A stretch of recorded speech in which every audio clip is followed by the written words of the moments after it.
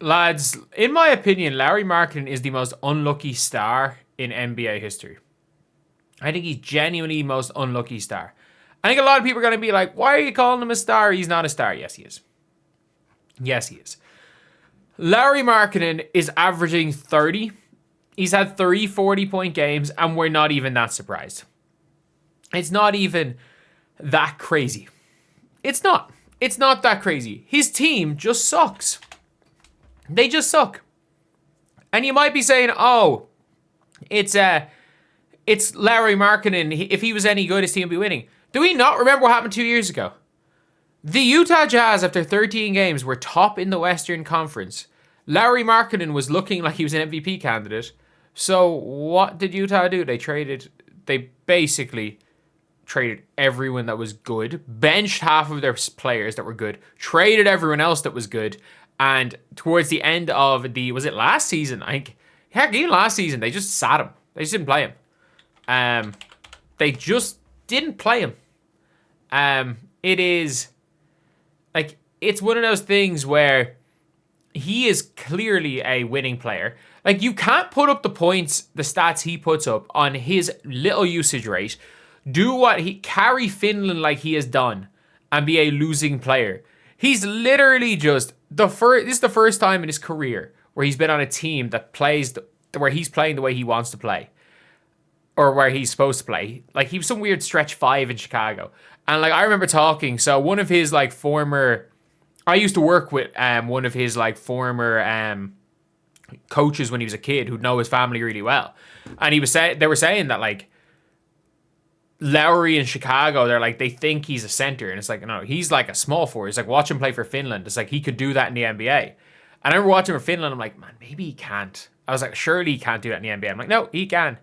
He really can. But it's funny with the Utah Jazz, everyone being like, oh, the Utah Jazz they're at the bottom. Like, they are trying to lose. This is an organization that is trying to get into the Rainbow Face sweepstakes. They are trying to get into that top 3. And heck, even if you screw up and get the 5th pick, okay, cool. Let's take Caleb Wilson. But none of them are even remotely close. Like, Caleb Wilson's not remotely close to Jesus, I'm struggling to think, Lauri Markkanen. But if you look at the games they've won, they beat Chicago in double OT. What does Lauri Markkanen have in this game? Oh, just a chill 47 points. Let's just take a look. Let's just look at this full schedule here. So we had 47 points. Let's look at the season start. Let's look at their wins this year, by the way. Let's look at their wins. So they beat the Clippers by 21 points. Lauri Markkanen has 20. Okay. That's a decent enough game. They lose to the Kings by 1. That's actually a pretty bad loss. Lauri Markkanen has 33.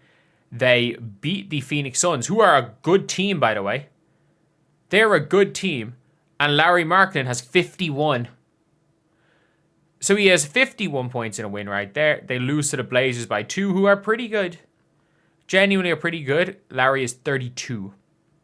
They're killed by the Suns. They lost to the Hornets, really. They beat the Celtics, who are not a bad team again. Lauri Markkanen, he's got 20. They lose to the Pistons. They got smoked by the Timberwolves. They lost to Timberwolves again. They beat the Pacers by 24. Lauri Markkanen in that game has 35. Then they beat, obviously, like, he had 47 last night. He's 4 40-point games. Like, the guy's averaging like 35 points per game and wins. Like, this isn't MPJ type. This isn't MPJ type impact. Like, look at this team. Like, this team is not meant to win. Like, they're not meant to win. Like, they need heroics. Like, they genuinely do need Lauri Markkanen heroics to win games. And, like, that's one of those things where we haven't really seen a player be as unlucky as Lauri Markkanen's been for his career, because he was on bad Chicago teams. Like, he hasn't played a playoff game through absolutely no fault of his own. Through no fault of his own. Again, he has 40 back-to-back. He has 40 points in back-to-back games. Madness. And like, if you look at this win against Chicago, like they start, like Keontae George, he's hooping as well. Like 6 points for Ace Bailey. Kevin Love's playing 18 minutes. Cody Williams stinks and he's playing 18 minutes. This is the most we are trying to lose roster ever. They're playing Isaiah Collier 36 minutes. Svi Mikhailuk is starting like again, I'm old enough to remember Svi Mikhailuk. Like again, I'm European. I'm born in 1990. Is Svi Mikhailuk 96 or 97? He might have been 97. I think he was 96. He's 97, so he was a year younger. I remember Svi Mikhailuk so vividly. Svi Mikhailuk, because the Irish under 18s team, I made the team under 16s, didn't make it under 18s. But in the European Championship, we were drawn against Ukraine as Svi Mikhailuk, and that's all anyone spoke about before the Euros. Was Svi Mikhailuk's going to be a top 5 pick in the 2015 or 2016 NBA draft? He's going to be a top 5 pick. Like, oh, he's going to Kansas. He's supposed to be the next like superstar. And I'm like, man, this guy was drafted nearly at the very end of the second round, has had a solid NBA career, but he's Svi Mikhailuk, for God's sake. Like, Svi Mikhailuk starts for this team. Yusuf Nurkic in 2025 starts for this team. Ace Bailey just kind of stinks at this point in his career. This is not a team that's supposed to win.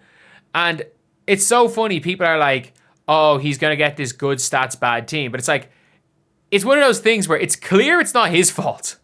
It's clear it's not his play style. It's clear it's not his, again, it's clear it's not his play style.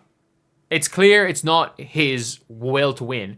It's clear that he's just not been in the greatest situations. And like, why would you turn down the money Utah are going to pay you? And it's not his fault that Danny Ainge literally has put a prime KD type price tag on him. And as well as that, you've now got a situation where the Warriors wanted it, and Draymond Green's like, oh, you know, we're going to get Danny Ainge. If we don't trade with Danny Ainge, because he'll fleece us. He'll fleece us.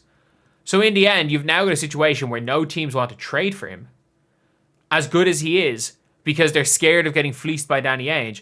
All the while, there is an NBA, let's be real, an NBA star who is, and when I say star, I mean like, we don't know if it's star or superstar yet.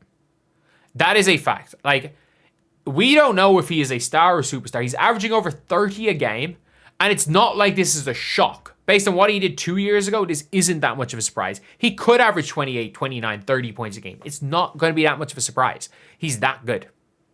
He is that good. So anyway, yeah, that is pretty much it, lads. He might go down as one of the most underrated stars of all time, because he is as bad of a victim of situation as I've ever seen in the NBA. So anyway, yeah, that's the video. I'll see you guys.